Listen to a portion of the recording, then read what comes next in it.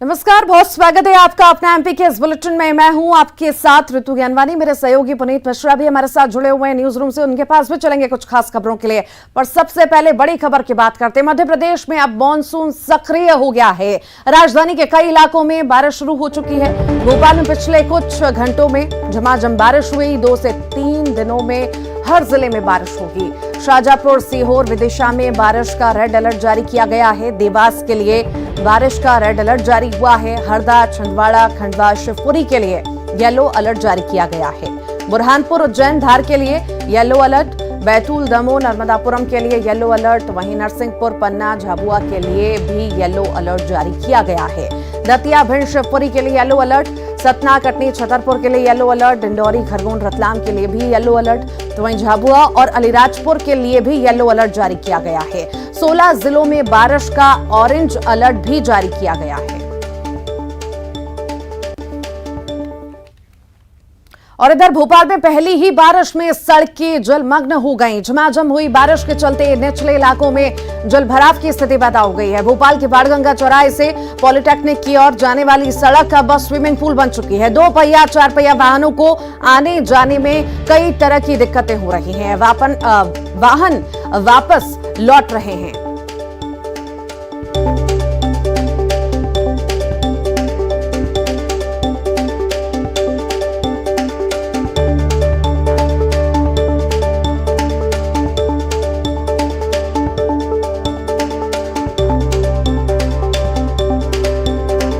भोपाल में पहली बारिश से ही हर जगह जलभराव की स्थिति है। लोग परेशान हो रहे हैं। गाड़ियां वापस लौट रही हैं, वाहन वापस लौट रहे हैं। पॉलिटेक्निक चौराहे पर पानी का भराव हो चुका है।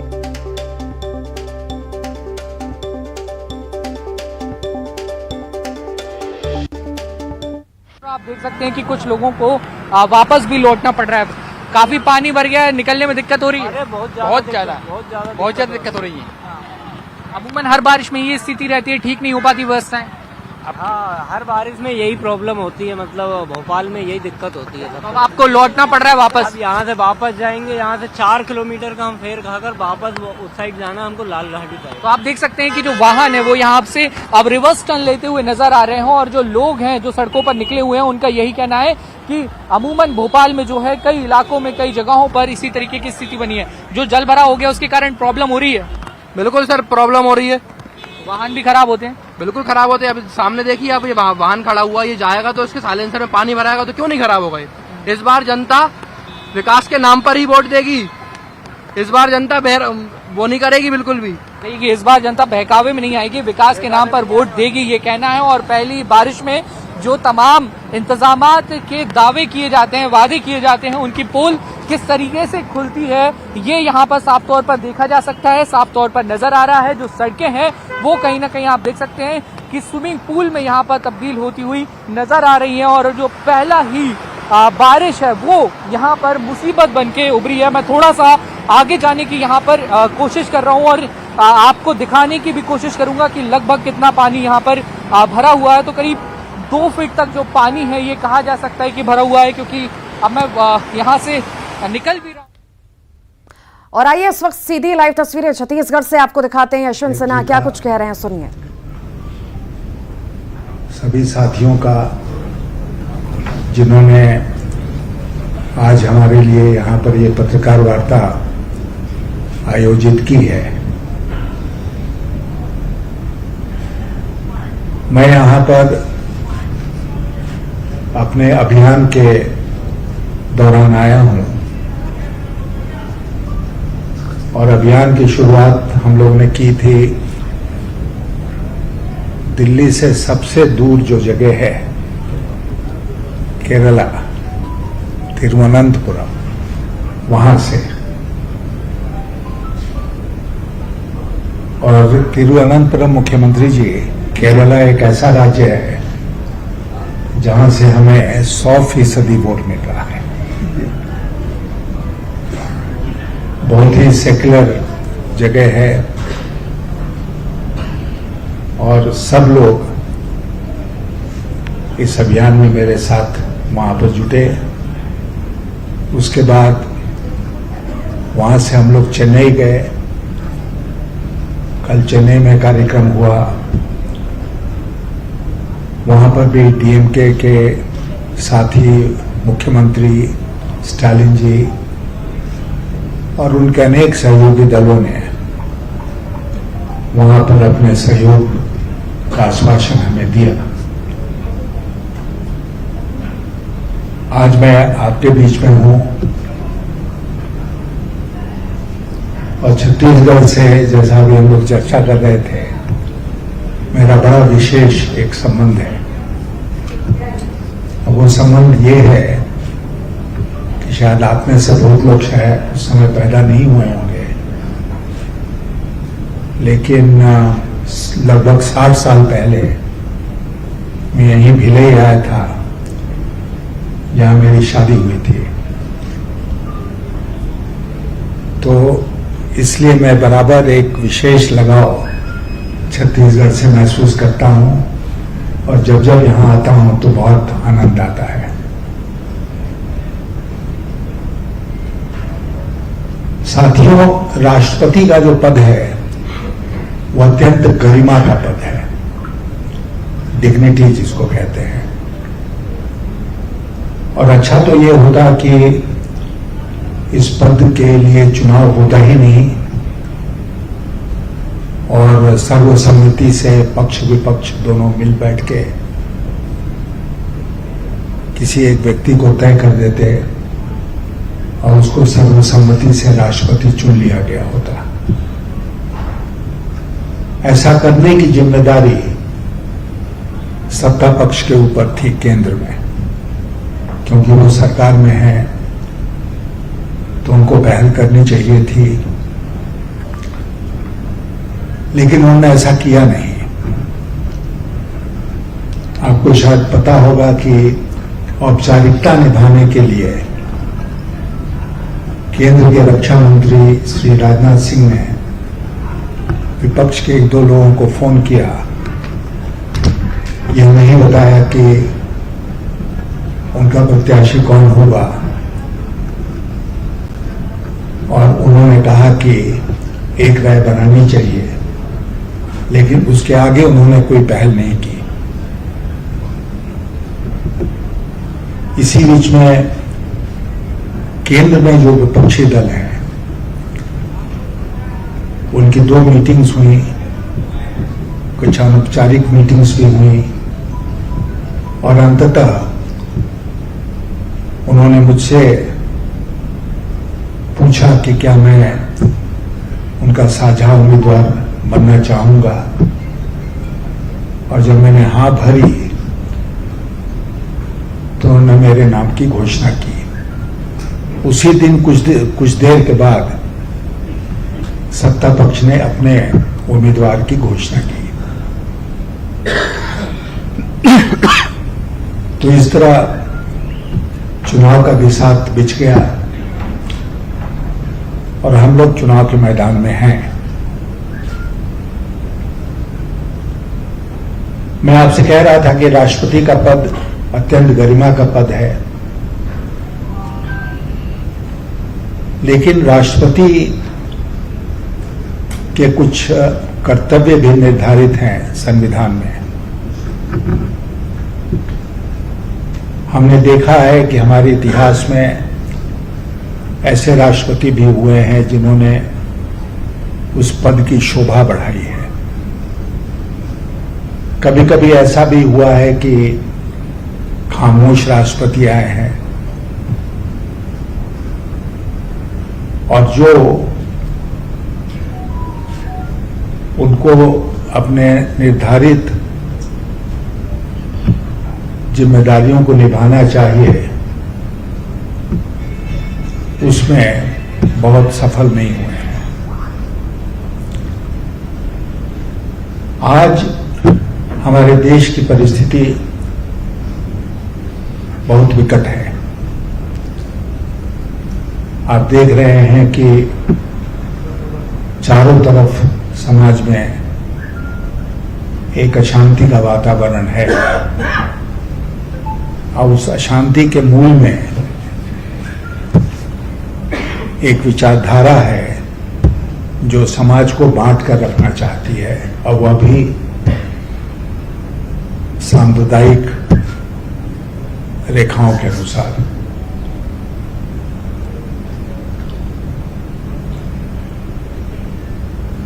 संविधान इसकी इजाजत नहीं देता है, क्योंकि संविधान में जो नागरिकों के अधिकार हैं वो बहुत अच्छी तरह परिभाषित हैं और अगर उनकी अवहेलना कोई करता है तो हम सब उसके पक्ष में खड़े होते हैं कि ऐसा नहीं होना चाहिए। लेकिन जब सरकार ही इन प्रवृत्तियों को बढ़ावा देती है तो फिर जैसा मैं कह रहा था कि एक मुश्किल परिस्थिति पैदा होती है। इसलिए मैं मानता हूं कि आज हमें एक खामोश राष्ट्रपति नहीं चाहिए, जो राष्ट्रपति भवन में जाए जरूर लेकिन अपने कर्तव्यों का निर्वहन ना करे। आवश्यकता इस बात की है कि वहां पर एक ऐसा राष्ट्रपति जाए या व्यक्ति राष्ट्रपति बने जो अपने संवैधानिक दायित्वों का निर्वहन करेगा।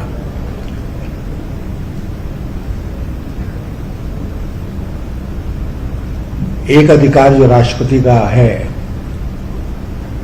वो है कि वो सरकार को मशविरा दे सकते हैं, सलाह दे सकते हैं।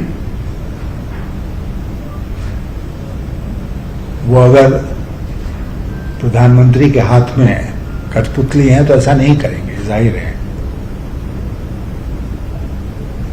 और इसीलिए अगर मैं इस चुनाव में खड़ा हूं इस पद के लिए तो इस आशा और विश्वास के साथ खड़ा हूं कि मैं इस दायित्व का निर्वहन कर सकूंगा। सरकार से टकराव की बात नहीं है। ऐसा नहीं है कि प्रधानमंत्री और राष्ट्रपति के बीच में एक टकराव की स्थिति बने, लेकिन सलाह मशवरा की स्थिति तो बन सकती है।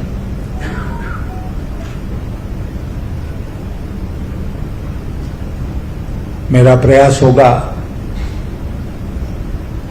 कि उस पद पर बैठकर मैं ये कर्तव्य निभाऊं।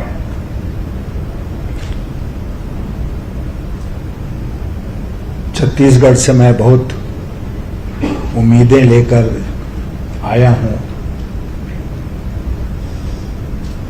और मुझे विश्वास है कि हमारी वह उम्मीद पूरी होगी।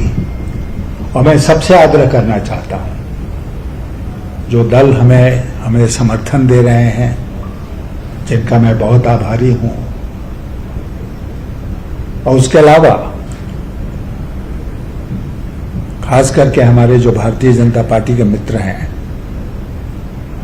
पुराने साथी हैं, उनसे भी मैं कहना चाहता हूं कि एक परिस्थिति ऐसी बनी है जब उनको भी अपने विवेक का इस्तेमाल करना चाहिए और लकीर का फकीर नहीं होना चाहिए।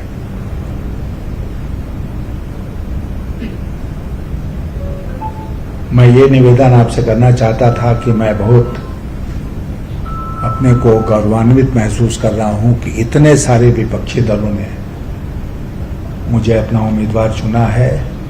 मुख्य रूप से कांग्रेस पार्टी ने, और मैं आपको आश्वस्त करना चाहूंगा कि कोशिश करने में मैं कहीं कभी नहीं होने दूंगा। 27 को हमने अपना नामांकन दाखिल किया था, 27 जून को, और 28 से ही हम लोग निकल गए बिना एक दिन भी आराम किए हुए या खोए हुए, और तब से लगातार चल रहे हैं और चलते रहेंगे जब तक 18 जुलाई को मत नहीं पड़ जाते हैं। तो यही मुख्यमंत्री जी, मैं आपके आदेश से अपने पत्रकार बंधुओं से, बहनों से निवेदन करना चाहता था। तो आप ये लाइव तस्वीरें देख रहे थे। प्रेस कॉन्फ्रेंस चल रही थी। यूपीए के राष्ट्रपति पद के उम्मीदवार यशवंत सिन्हा वहां पर मौजूद थे। चलिए आगे बढ़ेंगे, अब बात करेंगे भोपाल की, जहां पर झमाझम बारिश हो रही है। ऐसे में भगवान जगन्नाथ की रथ यात्रा को लेकर भक्तों में भारी उत्साह देखने को मिल रहा है। आज से शुरू हो गई है भगवान जगन्नाथ की रथ यात्रा। ऐतिहासिक रथ यात्रा है ये। भक्त भारी बारिश के बीच बीच झूमते हुए नजर आ रहे हैं। भक्त बारिश में कृष्ण भजन पर झूमते हुए दिखाई दे रहे हैं। इस बार कोरोना प्रोटोकॉल में छूट की वजह से देश भर में भगवान जगन्नाथ की रथ यात्रा धूमधाम से निकाली जा रही है।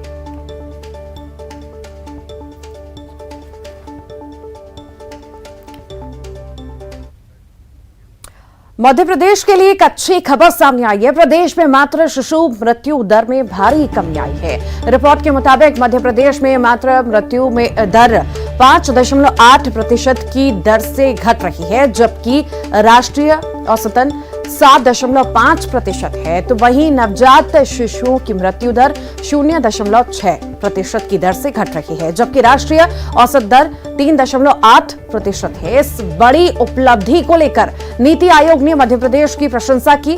आपको बता दें कि शिवराज सरकार ने जनवरी 2022 में प्रोफेसर शमिका राव के नेतृत्व में एक टास्क फोर्स का गठन किया था, जिसकी रिपोर्ट में यह खुलासा हुआ है।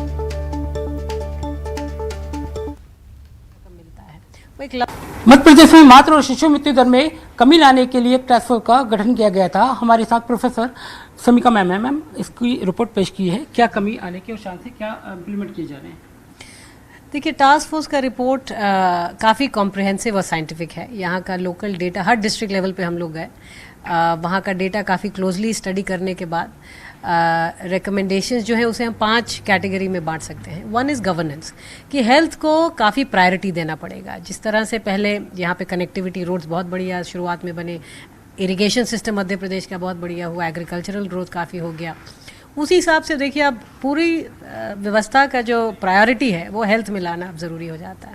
और ये जो प्रायोरिटाइजेशन है वो आपको राइट फ्रॉम द टॉप वो शिवराज जी से ही आ रहा है।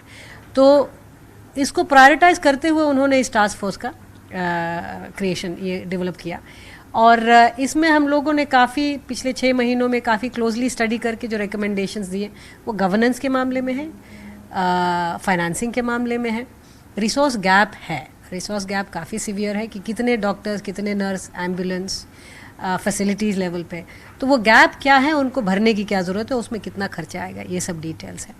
उसके बाद देखिए हमारे डेटा सिस्टम्स हैं, क्योंकि अब सभी मिनिस्ट्रीज़ के स्पेशली WCD का देखें न्यूट्रिशन के मामले में, अगर आप देखें हेल्थ के मामले में, तो अपने अपने ऐप्स हैं, अपने अपने IT प्लेटफॉर्म्स हैं।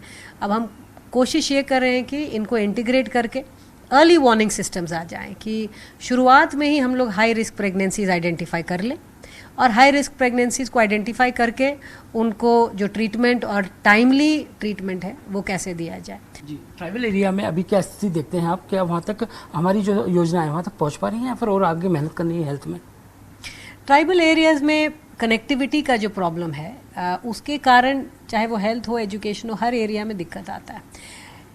इस पर्टिकुलर जो हम लोग टास्क फोर्स में देखे हैं कि देखिए समय पर नहीं पहुंचने के कारण काफ़ी दिक्कत आती है और उसमें वो डायरेक्टली अफेक्ट करता है नियोनेटल और मैटरनल डेथ पर्टिकुलरली। तो एक सजेशन ये भी है कि प्रेगनेंसी डिलीवरी के पहले ही अगर हाई रिस्क प्रेग्नेंट वुमेन को हम फैसिलिटी तक ला के उनको हफ्ता भर रख के, हफ्ता दिन उनको कुछ कैश ट्रांसफ़र हो, खाना पीना मिले, उनको बच्चों के देख रेख के लिए कुछ फैसिलिटीज़ बनाई जाएं। अगर बात करें तो आपने जो रिपोर्ट पेश की है, इससे आने वाले कितने सालों में हम देख सकते हैं कि कुछ मृत्यु दर में कमी आ सकती है? देखिए, अगर देखें तो इसका इफेक्ट तो आपको 6 महीने में दिखने लगेगा, क्योंकि अगर आप हाई रिस्क प्रेगनेंसी डिटेक्ट कर पा रहे हैं और उनको टाइम से हॉस्पिटल ला पा रहे हैं तो वो तो इमीडिएटली आप देखेंगे कि इसका असर पड़ेगा। ऐसे कई स्टेरॉइड्स है, अगर टाइम पे मिल जाता है तो उसका, अगर एम्बुलेंस समय पे पहुंच पाता है तो इमीडिएट इफेक्ट देखेंगे। तो ऐसा नहीं है कि इन ऐसे इंडिकेटर्स को चेंज करने के लिए बहुत साल लगते हैं, उसको बहुत कम करने के लिए बहुत साल लगते हैं, लेकिन जिस रेट पर हैं अभी हमें लगता है कि 6 से 8 महीने में आप फ़र्क देखना शुरू कर देंगे। बिल्कुल, बहुत धन्यवाद। तो ये थी मैम हमारे साथ, इन्होंने बताया कि टास्क फोर्स की जो रिपोर्ट है उसे पेश कर दिया गया और जाहिर सी बात है अगर समय पर सारी चीज़ों को यूज़ किया जाए तो आने वाले कुछ समय में ही बदलाव नजर आएगा। कैमरा पर्सन मनीष सेंगर के साथ जितेंद्र शर्मा, न्यूज़ 18 भोपाल।